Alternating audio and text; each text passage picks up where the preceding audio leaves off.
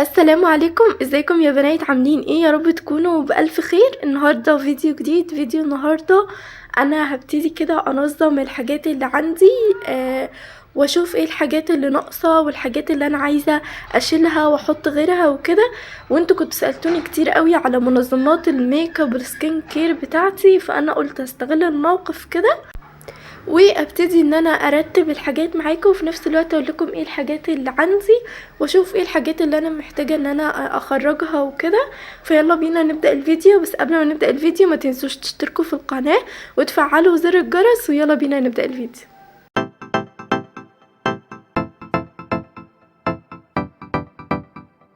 طيب اول حاجه يا بنات، انا كان عندي مناسبه قريب، فهتلاقوا ايه الدنيا مكركبه كده شويه. هبتدي ارتبها وانظمها معاكم شويه. عندي هنا دي شنطة كده الروجات، حاطه فيها كل الروجات بتاعتي، فهحطها كده على جنب وهقول لكم بقى ليه. خليها كده بس لحد ما اشوف الحاجات التانية. وعندي بقى دول كده المنظمين. ده منظم الفرش. انا طبعا الفرش هغسلها كلها وانضفها وكده، بس انا هوريكم يعني علشان ارتب بس وانظم الحاجة، وبعدين هنضف كل حاجة. فانا هبتدي كده احط الفرش كلها هنا، ولو في ارواج هبتدي احطها هنا معاكم. بسم الله. طيب انا عندي هنا ده روج وده ليب جلوس. انا مش هنضفهم، انا بس هحط كل حاجة مكانها وبعدين هبتدي ان انا انضف كل حاجة لوحدها يعني. بصوا الفرش دي من ريال تكنيك، وكمان في فرشة تالتة وفرشة كمان للتفاصيل والروج وكده اوريها لكم.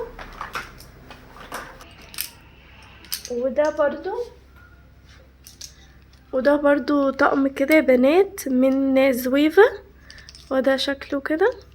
كنت فتحته معاكم كده قبل كده وريتهولكم. هبتدي برضو احطه هنا. انا هحط بس الفرش لحد ما انضفهم وكده كده بالشكل ده.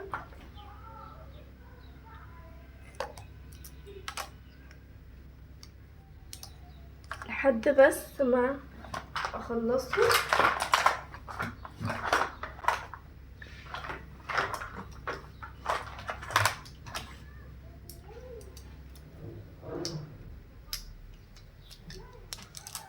اهو يا بنات كده. دي كده كل الفرش اللي عندي انا كده حطيتها في المنظم. بصوا المنظم شال فرش قد ايه، ممكن كمان يشيل تاني في مسافات هنا. اهو يا بنات شايفين شكله كده، وحجمه حلو جدا وشايل حاجات كتير قوي.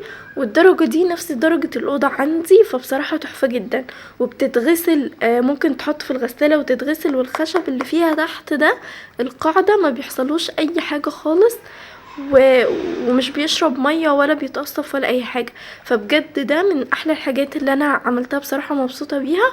وقريب ان شاء الله هعمل لكم جولة في اوضتي، بس اصبروا عليا شوية وقت كده وهعمل لكم الفيديو فيه كل التفاصيل.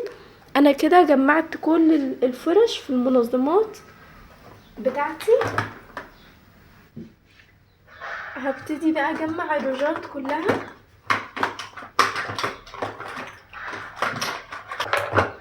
ده برضو بس بقى الحاجات دي كلها اوريجينال. ده من ميبلين، اهو الباركود بتاعه حلو جدا بصراحة وبقاله فترة وتحفة يا بنات. وده من افون حلو جدا، وده من ايسنس، وده من افون. بس ده كوكو باتر، ده زبدة كاكاو حلوة قوي. بحب استخدمها قبل الروج عشان بس الشفايف ما تنشفش ومن الارواج الكتير وكده.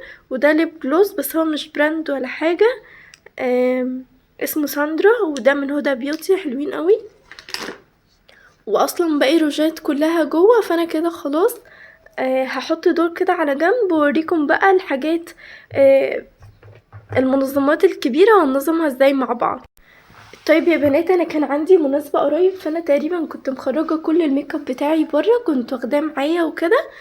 فده شكل البوكس بتاع الميك اب، متلخبط شوية طبعا. ده ده كريم كده من اورفليم اللي هو فيت اب، ده بالافوكادو وجل الصبار وكده. ده مرطب حلو جدا للرجلين، فطبعا ده مكانه مش هنا. هبتدي بقى انظم معاكم. دي كده برفيوم، دي اوريجينال من اولمبيا، كان سعرها 250. طبعا كان ليها باقي الشكل بتاعها بس اتكسر، وانا حبيت احتفظ بيها كده لاني كنت بعرف امسكها وارش بيها كويس. بالديكور بتاعها كانت تقيلة وكبيرة قوي، وانا كنت بستخدمها علشان وقت الخطوبة بتاعتي استخدمتها، فما كانش ينفع ارجع اشيلها بعد ما رشيت منها. المهم فانا استخدمتها لحد ما خلصت، ومش هستخدمها تاني طبعا لان انا اصلا مش بستخدم برفيوم. ودي بتاعه الفاونديشن هوريهولكوا دلوقتي. ودي كده باليت اللي هي بتاعه مايت سينما، كانت جت كده فتره اهي. هو ده شكلها، الوانها حلوه جدا بصراحه، والبيجمنت بتاعها قوي. انا برضو هرتب كده الحاجه بس مش هنضفها بصراحه عشان الفيديو ما يطولش.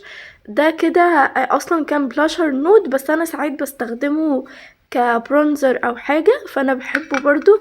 ومن بريتي وومن، عشان كده يعني لعبه شكلها قديم قوي. الباليت دي باليت كونتور ومصحح وكده من كاتريس. وده هايلايت من ماري لو. عندي واحد تاني الباودر دي من اماندا اسمها فيلفت كومباكت، بس هي خلصت فانا هستغنى عنها.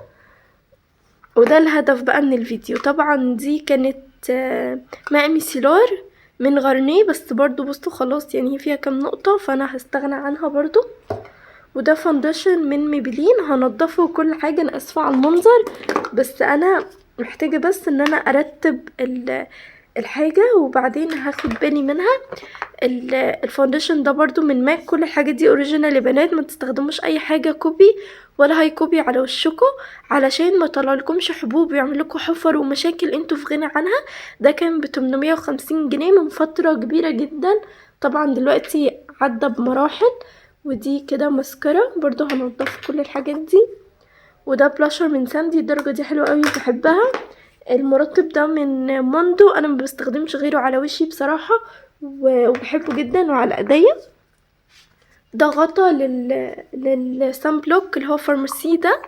بس كل حاجة متبهدلة، محتاجة بجد ان انا انضف كل حاجة. وده شكل البوكس. هنضف بقى كل حاجة ونضف البوكس وارجع لكم نرتبه مع بعض. طيب اول حاجه يا بنات، انا مش بستخدم شادو كتير او تقريبا مش بستخدم شادو اصلا. فانا بحط الباليتات كلها بتاعه الشادو تحت لان انا بصراحه مش بستخدمها. هفتحها بس كده عشان دي فيها مرايه اهي يا بنات. دي شكل الباليت بصراحه هي حلوه جدا، البيجمنت بتاعها قوي والوانها كلها جليتر كده وتحفه قوي لو هتعملي لوك سواريه او حاجه. فانا بصراحه حلوه قوي وعجباني، بس انا مش بستخدم الشادو خالص. واغلب باليتات الشادو بديها هديه لاختي لحد من صحابي كده، فانا بصراحه مش بستخدم خالص الباليتات دي. هي الباليت دي بس محتفظه بيها ولمجرد انها عجباني، وقريب جدا تقريبا هستغنى عنها. وكمان الباليت دي حلوه قوي بحبها من ايفر بيوتي، بس هما مقلدين شويه ذا بالم في الشكل. هفتحها كده برضو عشان هي فيها مرايه. بصوا الوانها حلوه جدا وهادي قوي والوان انتقاليه والبيجمنت بتاعها قوي جدا، بس انا بصراحه برضو مش بستخدمها. وهنا كان فيها فرشه اللي هي هنا، عايزه اوريها لكم، بحبها قوي اهي. كان معاها الفرشه دي كانت هنا، بس انا بصراحه استخدمتها وبحبها جدا فحطها هنا مع الفرش. هو ده شكلها، هحطها برضو كده هنا. ودي الباليت انا وريتها لكم بتاعه مايت سينما، وبرضو مش بستخدمها بس حباها عشان هي فيها الوان كتير جدا. فلو حد عندي وحابب يعمل ميك اب او كده يلاقي حاجه موجوده بيحبها مش اكتر. وهنا عندي كده الباليت دي كونتور باودر من بريتي وومن. هو ده شكلها، انا بحبها جدا وبستخدمها في حاجات كتير، فانا محتفظه بيها وبستخدمها بصراحه برضو، بس في اللوكات اللي هي لما يبقى عندي مناسبة او حاجة. وعندي كمان الباليت دي كونتور بس كريمي وفيها مصحح وكده، فهحتفظ برضو بيها هنا. هو ده شكلها، ممكن نخلي دي كده يوم هنا. وعندي البالت دي من كاتريس برضو هحطها هنا بالشكل ده. وهبتدي احط بقى الحاجات اللي انا بستخدمها. الاتنين دول هايلايت من ماري لو، انا بحبهم جدا فهحطهم هنا كده عشان بستخدمهم. وهبتدي احط الفونديشن. الغطا ده بتاع فونديشن بورجوا هيلثي ميكس، انا بحبه جدا. انا بشرتي مختلطه يا بنات، بصراحه بحبه قوي. بحبه لان هو خفيف وفيه فيتامين سي وفيتامين اي وفيتامين بي، فانا بحبهم جدا. اهو مكتوب هنا فيتامين ميكس، وكمان فيه اس بي اف، فبحبه قوي بصراحه. يعني عامل حمايه من الشمس وكده. بس انا لما بخرج الصبح مش بحط فونديشن اصلا. ولو مضطرة قوي او حابة احط حاجة كده او اغير من شكلي او اي حاجة، بستخدم الصن بلوك ده عشان يحميني من الشمس. هو من فارماسي وحاجة طبية وكده، فانا بحبه قوي. احط دول هنا لان انا مش بستخدمهم على طول غير لو في مناسبة او كده، ده بستخدمه فاخليه بالشكل ده. البرفيوم برضو مش بستخدمها، هحطها كده ورا. وهحط دي هنا لاني برضو مش بستخدمها غير لو هعمل لوك او كده. وهحط دي كمان معاها. ده كريمي الايد، انا بحب استخدمه جدا، اللي هو ويدنج دريس. هو غالي بصراحة، يعني دي كان سعرها 110. وبصوا قد ايه صغير جدا، مش مكتوب هو كام ملي، 12 ملي. فبصراحة بس انا بحبه جدا، فبستخدمه مع المرطب بتاع الايد. بحبهم قوي وبحب كده اهتم بايدي بصراحة، فاحطهم هنا برضو لان انا بستخدمهم كتير. وده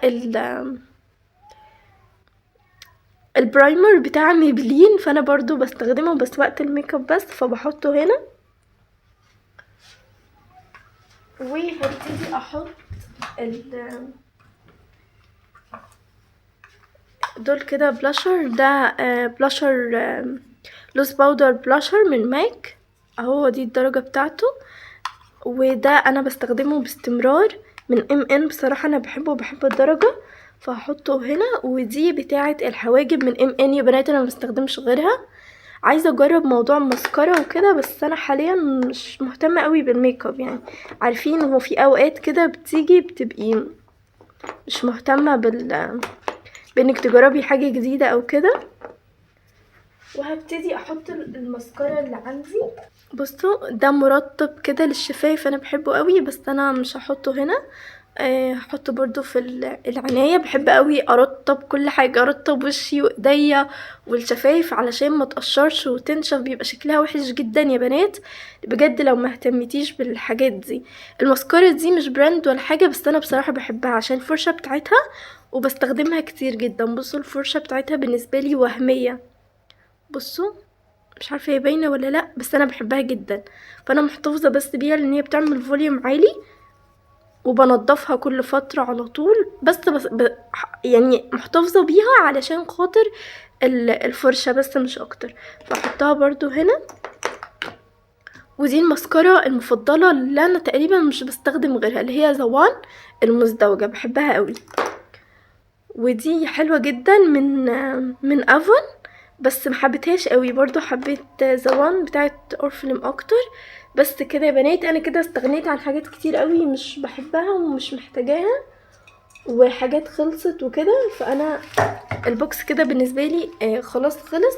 وعلى فكره هو بيشيل حاجات كتير قوي. يعني بصوا انا هنا في مسافه، لو وقفت دول هتبقى المسافه قليله قوي، وممكن احط دول هنا. بصراحة البوكسات دي خطيرة، وانا الميك اب بتاعي كان اكتر من كده بكتير، فانا محتاجة اعمل مشتريات للميك اب. وهعمل لكم الفيديو قريب قوي وهنضيفه مع بعض الحاجات الجديدة في البوكس. وعندي هنا القطن ده، كيس القطن ده انا كنت جايباه معاكم، كان فيه 222 قطنة، وعايزة اقول لكم قعد معايا شهور. وبصوا يا بنات لسه مخلصش، يعني لو رجعتوا الفيديو هتلاقي الفيديو من فترة طويلة قوي. بحطه كده هنا، وكده انا ابقى خلصت البوكس بتاع الميك اب. طيب بصوا بقى البوكس ده، بسم الله. بصوا بقى يا بنات البوكس ده هو اللي هيبين لكم انا قد ايه البوكس ده نفس حجم البوكس بتاع الميك اب. بس بصوا بقى هيبين لكم هو شايل حاجات قد ايه. اول حاجه ده الماسك بتاع اللي هو الحليب ده بحبه جدا بعد تنظيف عميق للبشرة، بعد اي حاجة بيبقى بارد كده وهادي وبيهدي البشرة وحلو قوي. كنت عملت لكم عنه ريفيو، فانا هحطه كده.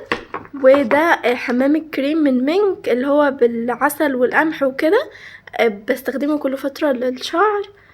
وده سكراب للجسم، كنت عملت لكم عنه ريفيو من بايو سوفت، هينزلكوا قريب قوي. بصوا تقريبا انا خلصته.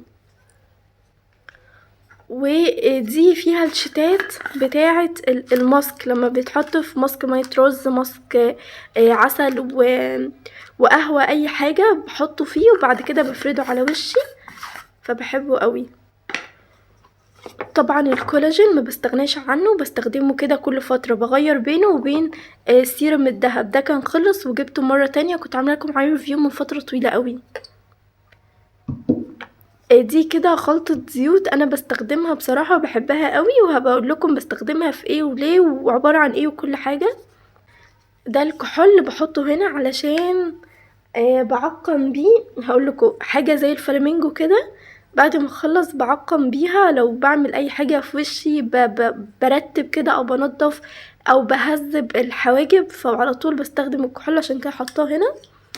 ودي حاجة ضرورية جدا يا بنات. وده مرطب شفايف كوري، ودي بتاعه اماندا حلوة جدا، ودي برضو كوري بس معجبتنيش قوي. دي كده بتاعه الفرشة السيليكون. الفرشة السيليكون انا سايباها في البيت التاني، طبعا انتوا عرفتوا الحوار ده خلاص من الفيديوهات. فدي بتاعه الانف كده وتنظيف الانف والحاجات دي، فانا مخليها هنا. دي مخمرية تحفة جدا، بحبها قوي. وده سكراب الشفايف، كل ما يخلص لازم يكون موجود عندي. بصوا لازم، بحب اهتم بالشفايف قوي يا بنات، بيبقى شكلها وحش جدا لو اديتيها فرصة ان الشفايف لونها يغير، او يبقى لونها بني او تسمر او يتشال منها، يبقى فيها كده زي جلد ميت، بتبقى شكلها وحش جدا. وكمان بتبقى لو هتحطي روج او ميك اب بيبقى شكلها وحش. فبجد اهتمي بالتفاصيل دي، ان يكون عندك سكراب او وترطيب، ده يشيل اي حاجة جلد ميت، يعملك كده، يحفز الدورة الدموية، وده بيرطب.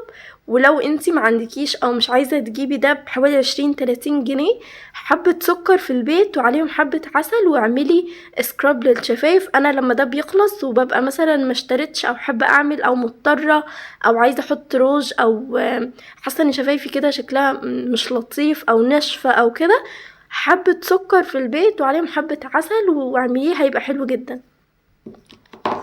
ده طبعا كعب الغزال، انا بحبه جدا ومخليه كده عندي. لو هتلبسي حاجة مفتوحة تحطي كده لمسة بسيطة، لمسة بسيطة، عشان انا بشوف بنات بصراحة بيبقى منظر رجليهم صعب قوي، هي لمسة بسيطة بس. بحبه جدا وموجود عندي طبعا. وده سكراب الوش بالقهوة، بحبه جدا بصراحة. لما استخدمته حبيته جدا. ده ماسك الرز، هحاول كده انجز معاكم عشان حاسه الفيديو ابتدى يطول. وده البادي ميست بالرمان، حلو قوي بس تقيل، بستخدمه كل فتره. وده طبعا المفضل عندي، بس خلاص قرب يخلص يعني. بصوا دول حلوين قوي في البيت كده وانتي لابسه بيجامه لذيذه حلوه، بحبهم. وده كل ما بيخلص لازم يكون عندي اللي هو ليسترين، المضمضة كده للبق، عشان ريحة البق، عشان شكل اللسان وكل الحاجات دي، فبخليه عندي احتياطي. انا عندي واحد جوه في التويلت، فده موجود عندي احتياطي. ودي وايبس فيها كده كام منديل بسيطة، خلاص قربت تخلص، محتاجة اجيب واحدة. ودي مية ورد، بخليها عندي، بضيفها على اي ماسك طبيعي عندي، بحب ارشها كده على وشي كل فترة، يعني بحب ادلع بيها نفسي من الاخر. وده ماسك الانف، بستخدمه كل فترة كده بصراحة يعني. وده البيكنج باودر، انا بحبه، هو قوي شوية على الوش بس انا بحب استخدمه برضو لما بكون عايزة اعمل تنظيف عميق لوشي، او لما بكون عايزه انجز كده انضف بشرتي بسرعه عشان هستخدم ميك اب، بحب الميك اب يبقى شكله حلو، بستخدم الماسك ده، بس هو قوي وما تستخدمهوش كتير. ده من يالو. انا بحب استخدمه المقوي كده وملمع، وعندي برضو الكالسيوم بس هو مش موجود هنا، سايباه في البيت التاني عشان الروتين اللي بعمله كل يوم. وده طبعا جل الصبار الكوري استخدمته ولسه فاضل فيه شويه يعني شايفين، فبرضو بستخدمه بحطه كده ساعات على وشي من غير حاجه، وساعات بحب ان انا استخدمه في حاجات كتير يعني. هبتدي كده ارتب الدنيا بقى معاكم وشوف البوكس ده هيشيل حاجات قد ايه بجد يعني. طب انا هحط ده كده، ده هحطه هنا ده بالشكل ده. الكحول ده خليه، طيب خلينا نحط الكحول كده ونحط الزيت والبودي ميستات هبتدي احطها برضو كده. وده ماسك مية الرز احطه كده، واحاول بس ان انا برضو كل حاجة تبقى ظاهرة قدام عينيا.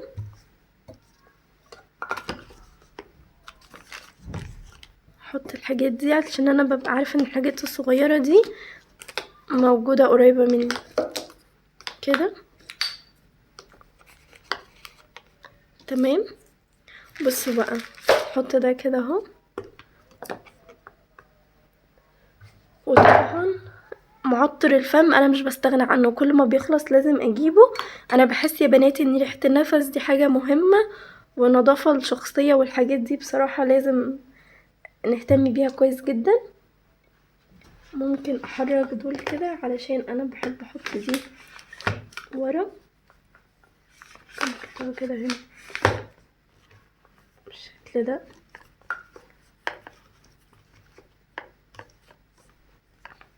كده. تمام. او ارجع دي برضو خليها كده هنا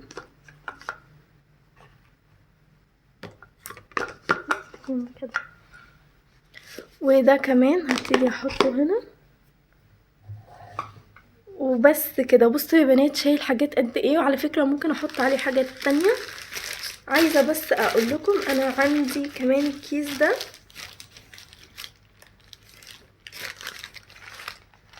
في كيس كده علشان لو في اي بنات بتحرج او ما بتحبش حد يشوف اي حاجة شخصية ليها، انا بحب احط في الكيس ده الفرشة دي انا بحطها للماسكات بس، بنضفها كده كويس وبحطها، وبحط شفرات الفلامينجو. انا بحس ان الحاجات دي خاصة قوي بصراحة. وابرة الرؤوس البيضة والسودا دي بتاعة الانف عشان بس ما تضيعش بحطها هنا. ولو عندك بقى مقص صغير انتي بتستخدميه استخدام شخصي اهو موجود معاكي بحطه برضو هنا. وده الكفر بتاع الابرة بدخلها كده، وببتدي ان انا اي حاجة من دول يا بنات بستخدمها ببتدي على طول ان انا اغسلها كويس قوي وارشها بالكحول عشان تتطهر كويس قوي. واول ما تنشف ببتدي اشيلها في الكيس. انا عندي اكتر من شفرة فلامينجو، الشفرة دي انا بستخدمها 6 مرات وخلاص مش بستخدمها تاني، او 4 مرات كمان حتى لو حادة بصراحة ما بحبش استخدمها كتير قوي. وببتدي الف الكيس كويس قوي قوي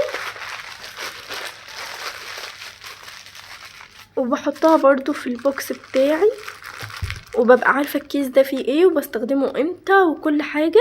وكمان عندي العلبة دي علبة الودانات برضو باخد منها كام واحدة وبحطهم في الكيس ده، وبدخل بالكيس ده التويلت بمنتهى الثقة وبستخدم كل حاجة. دي فكرة انا حبيت اقولها لكم عشان لو في بنوتة بتحرج او كده. دي انا ما وريتها لكوش، اللي حطها ورا خالص دي الفرشة بتاعة الرجلين، بس انا كنت بستخدم وش واحد لان هي كانوا الوشين زي بعض ما فيش وش ناعم ووش خشن، فلما الوش اللي ورا ده باظ خلاص وبقى كله جلد ميت فانا محبتش المنظر فشلتها. وفاضل الجزء ده جديد انا لسه مستخدمتهوش فحطها هنا. مش بتاخد اي مساحة وكل حاجة بحتاجها بشيلها كده وبحطها. وبحطها وبترجع مكانها وبستخدمها عادي جدا، ومنظم حلو قوي. واحلى حاجة فيه شكله بصراحة، انا محبتش اي حاجة خشب ولا كرتون ولا اي حاجة، وحبيت قوي ان الدرجة بجد نفس درجة اوضتي. تعالوا بقى اوريكم ايه الحاجات اللي عندي وايه الحاجات اللي انا محتاجة اطلعها، نطلعها كده مع بعض. طيب عندي بقى البوكس ده يا بنات، ثانية واحدة بقى عشان هو تقيل قوي اهو. هو ده شكله،